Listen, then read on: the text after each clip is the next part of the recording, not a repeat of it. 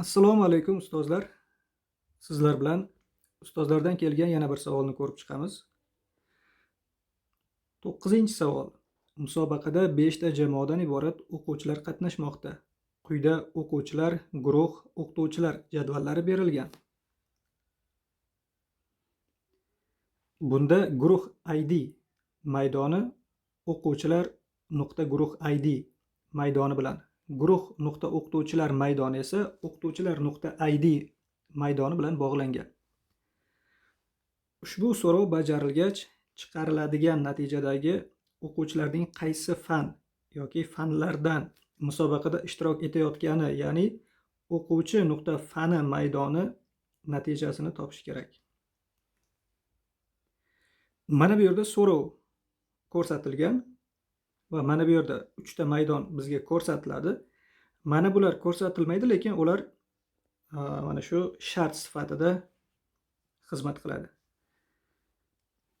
Demak, bu yerda bog'liqliklar aytilgan, shu bo'yicha bularni bog'lab olamiz. Masalan, mana guruh.id maydoni o'quvchilar.guruh.id bilan bog'langan. Demak, mana o'quvchilardagi guruh ID va mana bundagi ID bilan bog'langan ekan. Mana shu holatda birdanisiga qo'shimcha ma'lumot sifatida aytib ketay. Bu yerda bog'lanishni qanday turi bajarilyapti? Masalan, birga bir, birga ko'p, ko'pga ko'p, shunaqa bog'lanish turlari bor. Bu yerda hozir birga ko'p bo'layapti. Mana bu bitta qiymat, mana bu yerda bir necha marta uchrasa, birga ko'p deyiladi. Ya'ni bu taraf bir, bu taraf ko'p. Masalan, buni aksesni mana shunaqa cheksiz belgisi bilan ifodalaydi. Buni aytib qo'yayotganim, sizga attestatsiyada savollarda aynan bunaqa hisob-kitob qilish yoki tekshirib chiqish emas, bog'lanish turlarini ham so'rashi mumkin. Yaxshilab e'tibor qilsangiz, bog'lanish turini topish unchalik qiyin emas. Mana bu yerda qarasangiz, hammasi unikal, ya'ni takrorlanmas qiymat keladi. 1, 2, 3, 4, 5 va hokazo takrorlanmas bu. Endi mana shu qiymatlar mana bu yerda har biri bir necha marta uchrashi mumkin. Masalan, mana 1 bu yerda 1 marta, bu yerda bitta 2 marta uchragan. Yoki 2 bu yerda 1 marta, bu yerda mana 2 marta uchrabdi. Bu yerda 1 marta uchraydi, bu yerda ko'p uchrashi mumkin. Shuning uchun birga ko'p deb tushunib olsak bo'ladi. Ikkinchi bog'lanishni ham chizib qo'yaylik. Guruh.o'qituvchilar maydoni esa o'qituvchilar.id bilan bog'langan. Demak, mana guruhdagi o'qituvchilar bu o'qituvchilardagi mana bu ID ustuni bilan bog'lanyapti. Bu yerda nima bo'lyapti? Bu yerda ham mana bu bitta, mana buni ko'p deyishimiz mumkin. Mana qarasangiz, endi bu yerda bitta kelgan, lekin ko'p kelishi ham mumkin. Sababi bu asosiy kalit emas. Asosiy kalit mana bu hisoblanadi. Shu sababli hozirgi ko'rinishida birga o'xshab ko'rinadi, lekin aslida bu yerda ko'p kelishi mumkin. Sababi bitta o'qituvchi faqat bitta guruhga emas, bir nechta guruhga dars o'tishi ham mumkin. Ana shunda o'sha o'qituvchining IDlari mana bu yerda takrorlanadi. Xo'p, endi yechimni o'ziga o'taylik. Yechimda nima deyilyapti? Ya'ni savolda shunga qarab yechamiz. Toifasi like C va mana bu yerda ikkita yulduzcha ko'rsatilgan. Bu o'sha o'qituvchilardagi toifasi ustunidagi so'zlarni ichida C harfi qatnashsa, o'shalarni olamiz degani. Yoki matematikaga teng bo'lmasa, ularni olamiz degani. Keling endi shu bo'yicha tekshirib chiqamiz. Mana toifasida C qatnashgani va mana bu yerda ham bor va mana C qatnashgan va mana C qatnashgan. Endi toifasi matematika bo'lmaganlari, ya'ni hozir belgilaganimizdan tashqari toifasi matematika bo'lmagani bormi? Masalan, xo'p, mana bu matematika ekan, mana bu fizika, buni ham olsak bo'ladi, mana buni ham olsak bo'ladi. Demak, bitta mana shu olinmadi. Qolganlarini hammasini oldik. Nima uchun bunday olganimizni menimcha tushundingiz? Birinchi safar mana bu so'zlarning ichida C qatnashganini birinchi oldik. Keyin qo'shimchasiga fani matematika bo'lmaganlarini oldik. Shu holatda birinchi olganimizdan tashqari, masalan, birinchi olmaganimizda masalan mana bu informatika. Buni birinchi usulda olmagandik.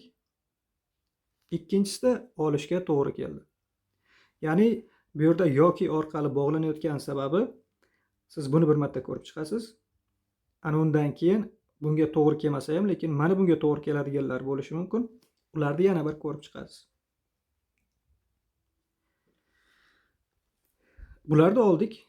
Endi bularni IDlariga e'tibor qilamiz. Mana bu, mana shu IDlar. Mana shunday. Endi bularni qaysilari uchragan? Masalan, 1 mana bu yerda bor. Keyin 2 yo'q ekan. 3 bor. 4 bor. 5 bor. Va mana bu 6ni ola olmaymiz. Shuning uchun buni o'chirib qo'yamiz. Endi bulardan yuqoriga o'tishimiz uchun bularga to'g'ri keladigan mana bu IDlarga e'tibor qilamiz. Chunki bog'lanish mana shu ustun bilan, bu ustun bilan emas, bu ustun bilan. Demak, 1 ni olamiz. Keyin 2 ni olamiz. Keyin 4 ni olamiz. Va 5 ni olamiz. Shunda faqat 3lar qolyapti. Chunki 3ni bu yerdan biz o'zi o'chirib ham tashlagandik. Endi bizdan so'ragani mana bu fani bo'yicha o'quvchilar nuqta fani. Mana o'quvchi nuqta fani. Shuning uchun endi yozib qo'yaylik. Masalan, matematika. Mat deb yozaman. Nechta to'g'ri kelyapti? 1 ta, 2 ta, 3 ta. Keyin ingliz tili. Ing deb yozaylik, mayli. 1 ta, 2 ta. Va keyin fizika. Fizika nechta? 1 ta, 2 ta. Jami 7 ta qator chiqarilar ekan bizga. 7 ta. Endi mana shular bo'yicha variantlarni belgilaymiz. Variantlarga e'tibor qiladigan bo'lsak, 2 ta o'quvchi fizika, 3 ta o'quvchi matematika, 2 ta o'quvchi ingliz tili fanidan. Demak, mana shu to'g'ri keladi. Mana bu qolganlarda bularga to'g'ri kelmagan holatlar bo'ladi. Masalan, mana bu yerda informatika. Bularning hammasi o'z informatika qo'shilib qolgan. Siz buni Access'da ham bajarib ko'rishingiz mumkin. Agar sizda yana savollar bo'ladigan bo'lsa, albatta guruhga yuborsangiz, ularni bugungi darsda ko'rib chiqamiz. Bugun 12-aprel. Bugun kechgacha yuborib qo'ysangiz, ularni kechki darsimizda ko'rib chiqamiz. Nasib etsa ertaga attestatsiya. Agar siz qaysi guruhga deb hali o'sha guruhni bilmasangiz, mana bu yerda Telegram manzilini yozib qoldiraman. Masalan, mana kuchukcha